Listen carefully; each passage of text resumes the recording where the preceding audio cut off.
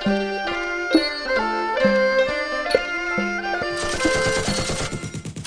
នុងអំឡុងសង្គ្រាមស៊ីវិលដែលអស់បន្លាយជាច្រើនឆ្នាំខ្មែរក្រហមបានគ្រប់គ្រងតំបន់ជនបទជាច្រើនក្នុងប្រទេសកម្ពុជា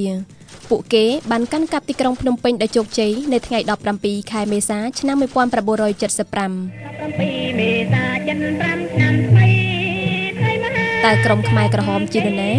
ហើយតើពួកគេធ្វើសង្គ្រាមដើម្បីអ្វីពួកនិស្សិតខ្មែរដែលទៅរៀននៅស្រុកបារាំងក្នុងទសវត្សរ៍1950ហ្នឹងភាគច្រើនគឺថាវិលវល់ជាមួយនឹងលទ្ធិកុម្មុយនីសហ្នឹងដោយគេឃើញលទ្ធិនឹងឯងស្រឡាញ់ហើយឃើញលទ្ធិគេហៅ feudalism ឬមួយក៏ monarchy អីហ្នឹងចេះតែយល់ថាជារបបនយោបាយមួយដែលមានលក្ខណៈពុករលួយជិះជាន់កេងប្រវ័ញ្ចអីអញ្ចឹងក្រោយមកពួកនឹងជក់ចិត្តនឹងលទ្ធិនឹងមែនទែនទៅនាំឲ្យពួកគេបដិញ្ញាចិត្តយកលទ្ធិនឹងឯងយកមកអនុវត្តនៅពេលណាគេត្រឡប់មកស្រុកខ្មែរវិញហើយធ្វើការតស៊ូទៅដើមអំណាចសម្ដេចសីហនុលោកបានបញ្ជាក់នៅក្នុងសន្ទរកថាជាច្រើនរបស់ព្រះអង្គចាប់ពីឆ្នាំ62 63ហ្នឹងហៅសម្ដៅខ្មែរណាដែលកាន់លទ្ធិកុម្មុយនីសហ្នឹងថាជាខ្មែរក្រហមទាំងអស់ក្រុមខ្មែរក្រហមមានបំណងប្រែក្លាយសង្គមកម្ពុជាឲ្យទៅជាប្រទេសកសិកម្មល្អឥតខ្ចោះដោយបង្កើតនៅសង្គមមួយដែលគ្មានវណ្ណៈហើយរាល់កម្មសិទ្ធិឯកជននិងសកម្មភាពសង្គមទាំងអស់ត្រូវដាក់ជារបស់រួមពួកគេបានប្រកាសអំពីគោលដៅរបស់គេថានឹងរំដោះកម្ពុជាពីការជ្រៀតជ្រែករបស់បរទេសការគៀបសង្កត់និងការកេងប្រវ័ញ្ចពីសំណាក់អភិជនក្នុងប្រទេសតើខ្មែរក្រហមអាចឡើងកាន់អំណាចបានដោយរបៀបណាមានកត្តាខាងក្នុងនិងខាងក្រៅមួយចំនួនដែលនាំឲ្យមានការកកើតនៃរបបខ្មែរក្រហមដោយមានការគាំទ្រជាច្រើនជាពិសេសក្នុងតំបន់ជនបទមុនសម័យខ្មែរក្រហមបាទមានបញ្ហាមួយចំនួនដូចជាអំពើពុករលួយបាទដែលកើតឡើងបាទហើយគម្លាតរវាងអ្នកមាននិងអ្នកក្រវាធំធេងវាបានធ្វើឲ្យសង្គមមានការបែកបាក់ហើយនឹងមានការសោកពើមទន្ទឹមនឹងនេះដែរកម្ពុជាក៏បានធ្លាក់ចូលក្នុងការដណ្ដើមអំណាចគ្នាក្នុងសម័យសង្គ្រាមត្រជាក់ជាពិសេសសង្គ្រាមនៅក្នុងប្រទេសវៀតណាមក្រោយពេលលន់នល់បានទម្លាក់សម្ដេចសីហនុដោយរដ្ឋប្រហារឆ្នាំ1970សម្ដេចសីហនុបានរួមកម្លាំងជាមួយខ្មែរក្រហមដើម្បីយកអំណាចមកវិញមុនពេលដែលអាមេរិកឈប់ជួយដល់របបសាធារណរដ្ឋខ្មែរហ្នឹងអាមេរិកទម្លាក់គ្រាប់បែកយ៉ាងធ្ងន់ធ្ងរមកលើប្រជាជនកម្ពុជាមកលើគេហៅថាភូមិឋានរបស់ប្រជាជនខ្មែរក្នុងលេសថាតំបន់ហ្នឹងជាតំបន់ដែលពួកវៀតកុងជ្រកកោននៅណាហើយដូច្នេះធ្វើឲ្យប្រជាជនខ្មែរហ្នឹងក៏ដៅកាហាយមែនទែននៅពេលហ្នឹងហើយស្របនឹងមានការអំពាវនាវអីទៀតផងហើយអ្នកតស៊ូនៅក្នុងព្រៃហ្នឹងមានអ្នកដឹកនាំធំជាសម្ដេចនរោត្តមសីហនុដែលគេធ្លាប់ជឿថាព្រះអង្គជាអ្នកស្នេហាជាតិដ៏ឆ្នើមអ្នកស្នេហ៍ស្រឡាញ់កូនចៅដ៏ឆ្នើមនៅក្នុងប្រទេសយើងផងហ្នឹងក៏គេនាំគ្នាចូលធ្វើឲ្យកម្លាំងរបស់ពួកខ្មែរក្រហមហ្នឹងកើនឡើងច្រើនឡើងចាប់តាំងពីពេលកាន់អំណាចខ្មែរក្រហមបានបណ្ដេញមនុស្សចេញពីទីក្រុងឲ្យទៅធ្វើការនៅតាមជនបទដាច់ស្រយាលពួកគេបានលុបបំបាត់ទីផ្សារនិងហិរញ្ញវត្ថុនិងមិនឲ្យគោរពសាសនាផ្សេងក្រៅពីសម្លាប់ប្រជាជនស្លូតត្រង់និងទាហានលន់នល់ខ្មែរក្រហមបានសម្លាប់ខ្មែរក្រហមគ្នាឯងជាច្រើនដោយចោទថាក្បត់រហូតដល់ថ្ងៃទី7ខែមករាឆ្នាំ1979មនុស្សប្រមាណ2លាននាក់បានបាត់បង់ជីវិតដោយសារការរំលោភសិទ្ធិមនុស្សធ្ងន់ធ្ងរទាំងនេះនៅឆ្នាំ1997សហនាយករដ្ឋមន្ត្រីកម្ពុជាបានស្នើសុំឲ្យអង្គការសហប្រជាជាតិជួយបង្កើតតុលាការមួយគឺអង្គជំនុំជម្រះវិសាមញ្ញក្នុងតុលាការកម្ពុជាចៅក្រមក៏បានស្បត់ស្បែកហើយចាប់ផ្ដើមការងាររបស់ខ្លួនជាផ្លូវការនៅឆ្នាំ2006យោងតាមគោលការណ៍ជាមូលដ្ឋានរបស់អង្គការសហប្រជាជាតិស្ដីពីការប្រឆាំងនឹងនីតិរដ្ឋភាពរដ្ឋទាំងអស់មានកាតព្វកិច្ចចាត់វិធានការប្រយុទ្ធប្រឆាំងនឹងនីតិរដ្ឋភាពចំពោះការរំលោភសិទ្ធិមនុស្សពីអតីតកាលទាំងអស់ Victims of mass atrocities like genocide អ្វីដែលទទួលបានពីសាលាក្តីនេះគឺថាជនរងគ្រោះនៃអំពើយំខ្នងដូចជាអំពើប្រល័យពូជសាសន៍ការធ្វើទារុណកម្មឧក្រិដ្ឋកម្មប្រឆាំងមនុស្សជាតិឧក្រិដ្ឋកម្មសង្គ្រាមជនរងគ្រោះតែងតែចង់បានយុត្តិធម៌ដោយមធ្យោបាយណាមួយឬការទទួលខុសត្រូវចំពោះអ្វីដែលបានកើតឡើងចំពោះពួកគាត់បងប្អូនសាច់ញាតិមិត្តភ័ក្តិមិត្តរួមការងារ ដែលបានស្លាប់ក្នុងអំពើទាំងនោះយើងសង្ឃឹមថាជនរងគ្រោះនឹងទទួលបានយុត្តិធម៌កម្រិតណាមួយទាំងនេះហើយដែលឈានទៅដល់ការបិទបញ្ចប់នៅរបួសផ្លូវចិត្តនិងផ្លូវកាយតុលាការខ្មែរក្រហមនាំយកមេដឹកនាំខ្មែរក្រហមពីរប្រភេទមកកាត់ទោសចំពោះបទឧក្រិដ្ឋទាំងឡាយណាដែលបានកើតឡើងក្នុងចន្លោះថ្ងៃទី17ខែមេសាឆ្នាំ1975ដល់ថ្ងៃទី6មករាឆ្នាំ1979គឺមេដឹកនាំជាន់ខ្ពស់និងអ្នកទទួលខុសត្រូវខ្ពស់បំផុតរហូតមកដល់ខែមិថុនាឆ្នាំ2014មានតែកាំងហ្គេកអ៊ីវឬដុចតែម្នាក់គត់ត្រូវបានកាត់ទោសឲ្យជាប់ពន្ធនាគារអស់មួយជីវិត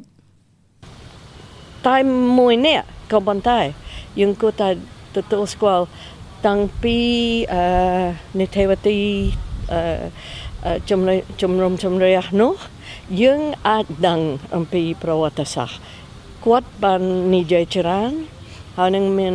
សាក្សីច្រើនបានកើតឡើងជនរងគ្រោះមានឱកាសចូលក្នុងនីតិវិធីហើយនឹងគេរាយការណ៍អំពីការរងគ្រោះរបស់គេនីមួយដូច្នេះខ្ញុំគិតថាយើងកត់ប្រវត្តិសាស្ត្រហើយនេះសំខាន់នេះចំណុចសំខាន់ក្រៅពីនោះខ្ញុំគិតថាសំខាន់ចំណុចសំខាន់ជា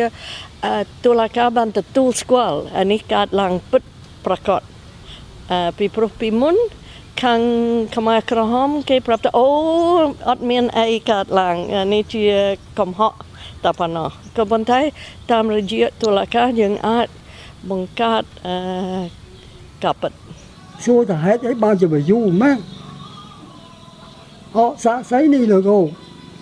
ទាំងខ្ញុំទាំងគេទាំងអស់គ្នាមកស្ទើរតែសាក់សី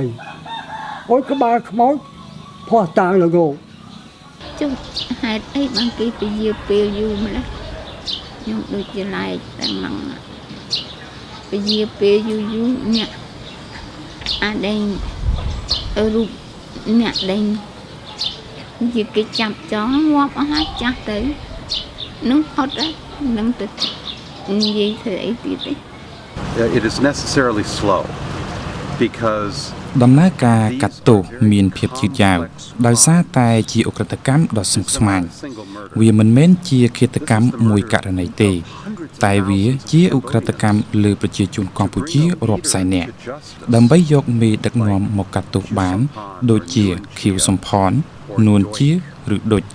ជាបឋមពួកគាត់ជាចុងចោតមានសិទ្ធិទទួលការពារហើយតុលាការត្រូវតែមានភស្តុតាងគ្រប់គ្រាន់ដើម្បីបង្ហាញពីការទទួលខុសត្រូវរបស់ពួកគាត់ឬភាពគ្មានទោសទាំងនេះស៊ីពេលច្រើនណាស់ that takes time យើងគួរតែទទួលស្គាល់25ឆ្នាំជាងតាំងពីពេលឧក្រិដ្ឋកម្មរហូតដល់បង្កើតតុលាការនេះឲ្យមានបញ្ហាច្រើនពីព្រោះតាមពិតអ្នកច្រើនបានស្លាប់ហើយក្នុងរយៈពេលនេះជាពិសេសប៉ុលពតខ្លួនឯងបានស្លាប់ហើយនឹងតាមមកគេពកច្រើនមេដឹកនាំជាន់ខ្ពស់បានស្លាប់ច្រើនក៏ប៉ុន្តែក្រៅពីនោះជនរងគ្រោះបានស្លាប់ច្រើនសម្រាប់ជនរងគ្រោះយើងអង្គការសហប្រជាជាតិយល់ច្បាស់ណាស់អំពីការអន់ចិត្តរបស់ជនរងគ្រោះដោយសារតែការយឺតយ៉ាវតែនេះជាយុត្តិធម៌អន្តរជាតិនេះជាកេរដំណែលដែលនឹងបន្សល់ទុកជាច្រើនជំនាន់ឬរាប់រយឆ្នាំយើងត្រូវតែធ្វើអ្វីៗឲ្យបានត្រឹមត្រូវបំផុតវាមិនមែនជាយុត្តិធម៌ដែលបានមកងាយៗនោះទេគោលបំណងគឺសម្រេចបានយុត្តិធម៌ក្នុងកម្រិតល្អបំផុតមួយសម្រាប់ប្រជាជនកម្ពុជាក៏ដូចជាជនរងគ្រោះទាំងអស់តុលាការខ្មែរក្រហមបានចែកសំណុំរឿងជា4ករណីដោយផ្អែកលើបទឧក្រិដ្ឋនិងជនជាប់ចោទក្នុងសំណុំរឿងទាំងអស់តុលាការនេះបានអនុញ្ញាតឲ្យជនរងគ្រោះចូលរួមក្នុងដំណើរការជំនុំជម្រះក្តីដោយផ្ទាល់ក្នុងនាមជាសាក្សីជាដើមបណ្ដឹងរដ្ឋបវេណីនិងជាដើមបណ្ដឹងតើការចូលរួមរបស់ជនរងគ្រោះមានផលប្រយោជន៍អ្វីខ្លះភស្តុតាងដែលផ្ដល់ដោយជនរងគ្រោះត្រូវបានពិចារណាដោយចៅក្រមសម្រាប់រកទៅពិនិត្យមើលអំពីពិរុទ្ធភាពនៅក្នុងការស្វែងរកគ កំណត់ទោសក៏ដូចជាការផ្ដល់សំណងទៅដល់ជនរងគ្រោះដែលជាដើមម្ដងរដ្ឋប្រវេណីផងដែរសម្រាប់ជនរងគ្រោះខ្លួនឯងការចូលរួមរបស់ពួកគាត់ជួយនៅក្នុងការស្ដារនៅសេចក្តីថ្លៃថ្នូររបស់ជនរងគ្រោះស្ដារយ៉ាងដូចម្ដេចដោយសាររឿងរ៉ាវរបស់ជនរងគ្រោះត្រូវបានគេយកមកពិភាក្សាមិនត្រូវបានបំភ្លេចហើយធ្វើជាកម្មវត្ថុនៃការស្វែងរកនៅយុទ្ធធម៌សម្រាប់ជូនពួកគាត់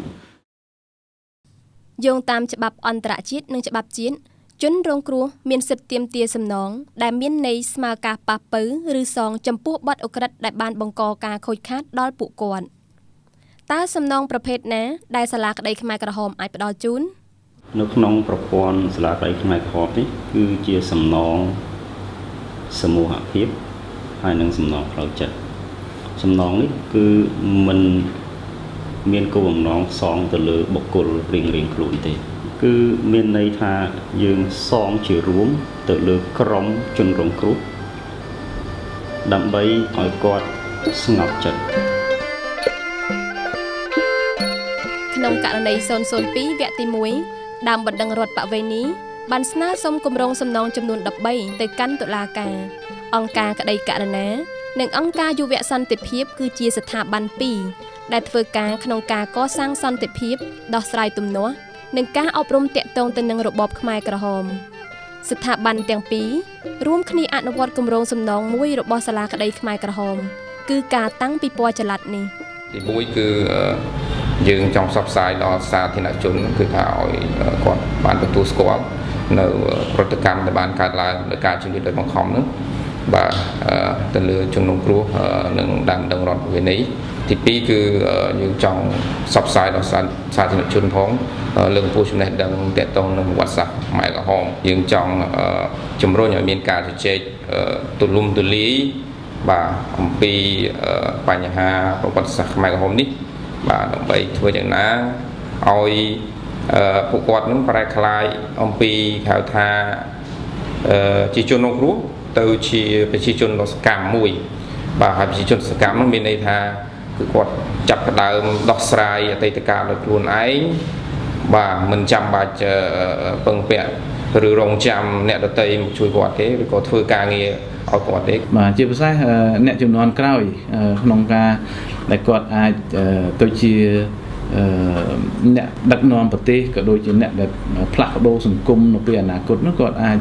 រៀនសូត្រពីរឿងហ្នឹងហើយជៀសវាងកុំឲ្យមានការរំលោភសិទ្ធិមនុស្សជៀសវាងកុំឲ្យមានការកាប់សម្លាប់គ្នាឯងបែបហ្នឹងការរើសអើងផ្សេង